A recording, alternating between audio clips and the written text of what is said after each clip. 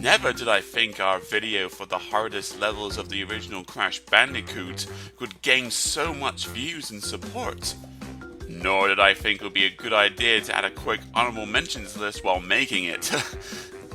Yes, to make up for that blunder and for the last video doing so well, I will quickly go through the levels that didn't make our list for reasons. And to make this clear, in this list and from the original video as well, I'm only going by the original Crash Bandicoot game that was released 20 years ago, and not the recent remaster trilogy. I mean, it is faithful and fun to play.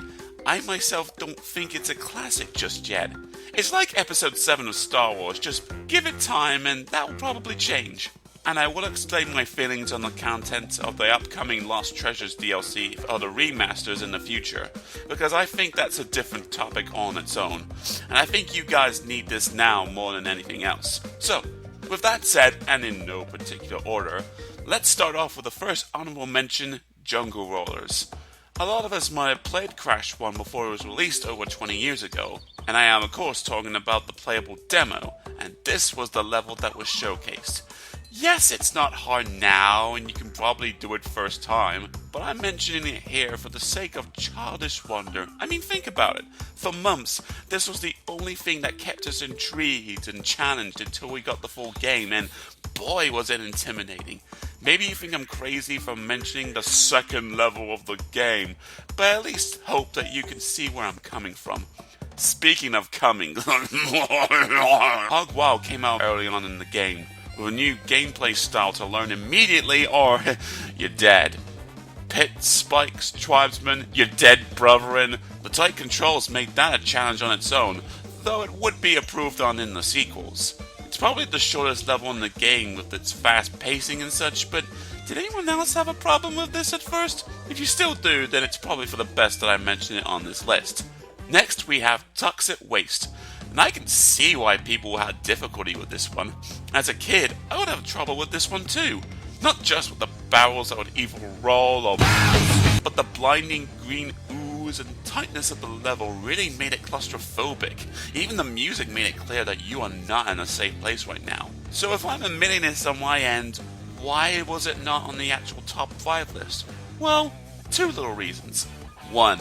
Multiple playthroughs have helped me predict every moment of the hazards and locations of the crates to ensure quick completion.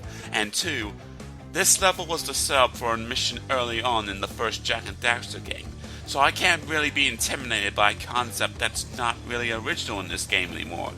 Yeah, it barely got out of the original list, but I have to admit, this level is tough, and I can see where people are coming from when they say that they had a hard time with this. Another thing that caught us off guard back in the day were the boulder levels. Yes, even the first one that was played. You see, Crash Bandicoot had this staple in their games to come, but the first Crash Bandicoot nailed it with its unpredictability and unnerving setup. If you think these levels helped out with your backtracing skills that were made famous in these games, then you're wrong, because Crash Bandicoot always caught you off guard with what you can't see, and even to this day, the boulder stages can still be a challenge for beginners and experts of our beloved Crash Bandicoot. I've been saying his name weird this whole time, haven't I? Yeah, moving on. The lab, huh? That was considered hard? Going only forward, solving door puzzles, more electrical grids, and even more assholes.obg? Okay. It's your game. I can't tell you how to play it. Alright, to be fair, I can see this level as a challenge. With timing on the jumping and when to go through the grids, even when to spin the lab assistants without being shocked to death in the process. But the reason I did include it on the list was one thing I think is key to completing the level here, and that is patience. Analyze your surroundings before doing anything rash, and even wait for the right moment to make a crucial jump, and even the one that leads you straight to an enemy. You won't get punished for waiting around, but you will be if you don't think before you act. Jaws of Darkness isn't the most memorable in terms of a challenge, and I think that's why I didn't put it on the list either. Maybe because compared this to the extra content in Sunset Vista and even Slippery Climb has made me think that it isn't too bad. You go through more darkness with time jumping and movement like the last level that was similar to this. So I don't really see the main problem here. but to be fair, I will admit, since this is a harder version of an earlier level, it is big, with secrets that are essential to get the gem, and both the Tawna and Cortex tokens hidden away to save the game and acquire the key to unlock my second hardest level of the game. Ugh! Yes, I am definitely seeing a new light with these levels that are on this list right now, thanks to the comments on the last video. And definitely, most assuredly, that the people have made their opinions clear on these last group of honorable mentions. There was no doubt that I would save this one for last because it needed an explanation on my end, and good lord, you guys need some justice. So, here they are. The bridge levels, aka Road to Nowhere and the High Road.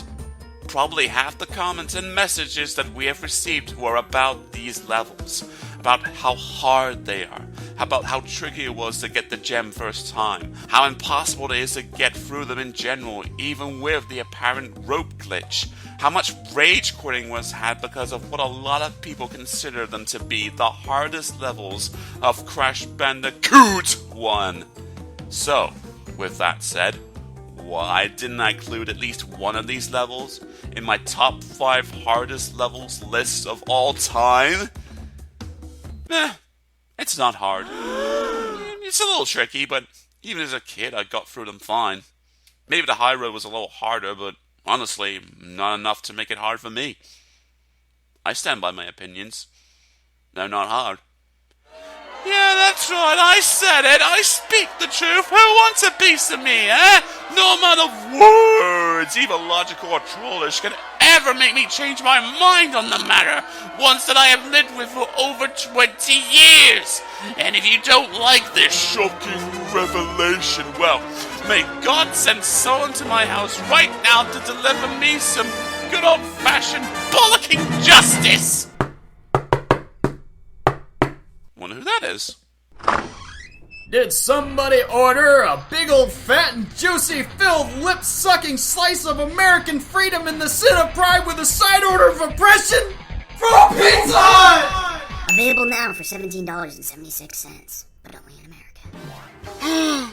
Alex Mitchell, founder of Dave Chipotle Entertainment. What are you doing here? Well, my dear Sam, our boss has been watching your content on the Crash Bandicoot games, and while he does respect your opinion, I don't. He did say for me to give you something. Oh, really? Well, what might that be? Anyway, on a happier note, I can safely say that the bridge levels in Crash 1 are definitely my second hardest levels in the game. Pretty damn close to Slippery Climb, if I do say so myself. Thank you guys for watching these videos. Comment in what you consider might be the hardest levels of Crash 2 and 3, because trust me, those videos are coming out soon. And by soon, I mean never. By never, I mean soon. That's the reach around. So subscribe for even more content, you know, from your not-so-friendly neighborhood. Thank you, Boy! My wampus.